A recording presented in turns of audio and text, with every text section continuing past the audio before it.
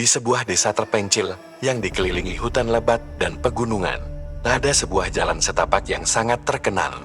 Jalan tersebut dikenal sebagai jalan kematian, karena seringkali menjadi tempat munculnya hantu wanita cantik bernama Siska, yang menggoda para pemuda yang lewati.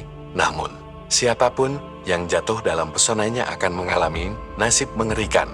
Setiap kali seseorang tergoda oleh Siska, ia akan merasakan sentuhan dingin kematian, dengan mata yang penuh amarah dan tubuh yang membusuk. Cerita ini mengikuti perjalanan dua pemuda, Rian dan Dika, yang baru pindah ke desa tersebut untuk pekerjaan baru mereka. Mereka mendengar banyak cerita aneh tentang jalan setapak itu dari penduduk desa, tetapi tidak percaya pada cerita-cerita horor tersebut. Mereka pun berencana untuk menguji keberanian mereka, hanya untuk terjebak dalam kutukan yang lebih gelap dari yang pernah mereka bayangkan. Rian dan Dika baru saja pindah ke desa terpencil tersebut untuk memulai hidup baru. Mereka menyewa sebuah rumah tua di pinggiran desa, jauh dari keramaian kota, berharap dapat menemukan ketenangan dan kedamaian. Namun, desa tersebut memiliki reputasi yang aneh. Banyak penduduk yang berbicara dengan ragu-ragu ketika ditanya tentang jalan setapak yang terletak di ujung desa, jalan yang katanya selalu dihantui oleh seorang wanita cantik yang sering menggoda para pemuda yang lewat. Pada malam pertama mereka tinggal, saat sedang berbicara dengan beberapa penduduk desa, Rian dan Dika mengunjungi sebuah warung kopi lokal yang dikelola oleh seorang wanita tua bernama Butati.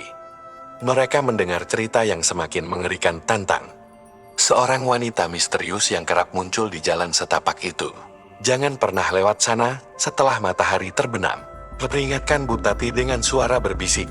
Itu adalah jalan kematian, banyak yang hilang. Tak ada yang pernah kembali sama setelah menemui wanita itu. Mereka berdua tertawa dan menganggap cerita itu hanyalah legenda lokal. Namun, saat malam semakin larut, perasaan penasaran mereka mulai tumbuh. Rian, yang sedikit lebih berani dari Dika, menggoda sahabatnya untuk menantang takdir dan berjalan melewati jalan setapak itu. Ayo, Dika, kita buktikan bahwa ini hanya cerita orang-orang tua, kata Rian dengan enggan. Dika akhirnya setuju. Malam itu, Rian dan Dika berangkat setelah matahari terbenam, berjalan di jalan setapak yang dikelilingi pohon-pohon besar dan gelap. Udara malam terasa dingin dan berat. Dan semakin mereka melangkah, semakin mereka merasakan perasaan yang tidak bisa dijelaskan. Di tengah perjalanan, mereka melihat sebuah cahaya lembut dari kejauhan yang semakin mendekat. Di ujung jalan, seorang wanita berdiri di sana. Ia mengenakan gaun putih yang mengalir indah dan rambutnya panjang terurai. Senyumnya lembut dan tatapannya penuh kelembutan. Wanita itu memperkenalkan dirinya sebagai Siska. Selamat malam, pemuda. Sepertinya kalian lelah, katanya dengan suara yang memikat, seolah-olah ia sudah menunggu mereka. Tanpa sadar, Ria dan Dika mulai merasa tenang dan tertarik padanya. Siska terlihat begitu sempurna, seolah-olah ia datang dari dunia lain. Mereka merasa nyaman, terpesona oleh kecantikannya yang luar biasa. Siska mulai berbicara lebih dalam tentang kehidupan, tentang cinta, dan tentang banyak hal yang membuat mereka merasa seolah-olah mereka sudah mengenalnya seumur hidup. Namun, semakin lama mereka berbicara, Rian mulai merasakan ketegangan yang tidak bisa ia jelaskan. Ada sesuatu yang salah dengan wanita ini. Dika, yang semakin terpesona oleh Siska, mulai merasakan ketidaknyamanan yang sama. Namun, mereka tidak bisa menghindar. Siska berbicara dengan cara yang sangat menggoda, menawarkan mereka kenyamanan yang mereka cari dalam hidup. Tiba-tiba, senyuman Siska berubah. Matanya yang semula lembut kini berubah menjadi merah menyala. Dan kulit wajahnya mulai terlihat mengerikan, seperti tengkorak yang tertutup kulit. Rambutnya yang panjang dan indah kini berantakan dan basah. Tubuhnya yang semula ramping berubah menjadi tubuh yang rusak, dengan tangan yang panjang dan cacat. Apa yang kalian cari di dunia ini, pemuda? Katanya dengan suara yang kini terdengar mengerikan, seperti suara yang datang dari kedalaman neraka. Kalian pikir kalian bisa pergi begitu saja setelah melihatku?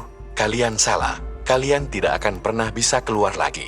Rian dan Dika terperangah, mencoba untuk mundur, namun kaki mereka terasa berat. Mereka berlari dengan ketakutan, tetapi jalan setapak itu seakan berubah, semakin panjang dan berkelok. Setiap kali mereka berbelok, Siska muncul di depan mereka. lebih mengerikan dari sebelumnya. Mata marahnya mengawasi mereka dengan penuh kebencian. Mereka merasa dunia semakin gelap, semakin terperangkap dalam pesona yang mematikan ini. Mereka terus berlari, berteriak-teriak mencari jalan keluar, tetapi suara mereka tidak terdengar. Akhirnya, mereka tiba di sebuah tempat terbuka yang gelap, dengan sebuah batu nisan besar yang sudah lapuk. Di sana, mereka menemukan tulisan yang sudah pudar, Siska, wanita yang terjebak dalam kemarahan dan rasa sakit. Siska adalah seorang wanita muda yang hidup pada masa penjajahan Belanda di Indonesia. Dia berasal dari keluarga yang sederhana, namun kecantikannya membuatnya terkenal di seluruh desa. Ia memiliki seorang tunangan yang sangat mencintainya, Damar, seorang pejuang muda yang berjuang untuk kemerdekaan bangsa. Namun, kehidupan Siska berubah menjadi tragis. Pada suatu malam, sekelompok penjajah Belanda datang ke desa dan menangkapnya dengan tuduhan bahwa ia adalah seorang mata-mata yang bersekongkol dengan pejuang lokal. Tanpa bukti yang jelas, Siska diikat dan disiksa hingga mati di jalan setapak tersebut, yang kini dikenal sebagai jalan kematian.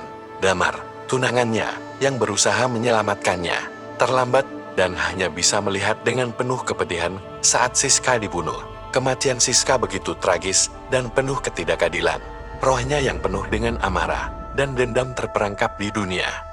Tidak bisa melanjutkan perjalanan ke alam baka. Ketidakadilan dan rasa sakit yang ia alami menjadikannya sangat kuat, namun juga sangat kejam.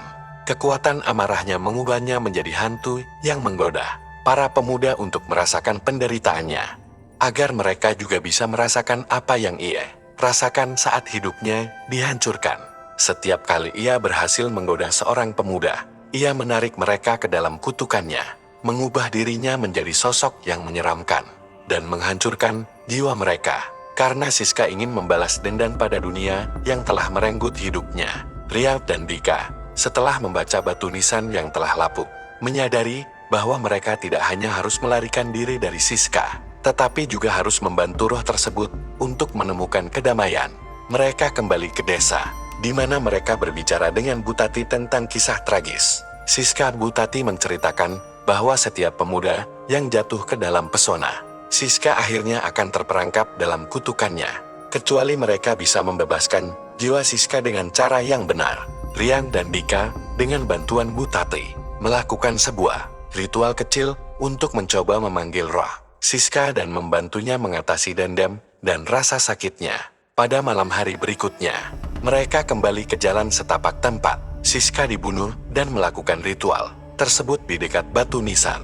Saat malam semakin larut, Siska muncul lagi, namun kali ini tidak berubah menjadi sosok yang menyeramkan. Wajahnya terlihat lebih damai, meskipun masih terdapat kesedihan yang dalam di matanya. "Terima kasih," katanya dengan suara lembut.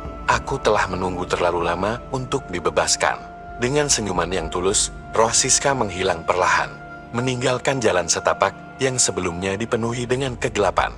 Jalan kematian akhirnya kembali ke bentuk asalnya, dan desa itu pun kembali damai. Cerita ini mengajarkan bahwa rasa sakit dan amarah yang tidak terselesaikan dapat menghancurkan jiwa seseorang, mengubahnya menjadi sesuatu yang menakutkan. Namun, melalui pengampunan, pemahaman, dan pelepasan, kedamaian dapat ditemukan. Bahkan dalam jiwa yang paling terluka, Ria dan Dika belajar bahwa terkadang keberanian terbesar adalah membantu orang lain menemukan kedamaian, meskipun itu berarti menghadapi ketakutan terbesar mereka.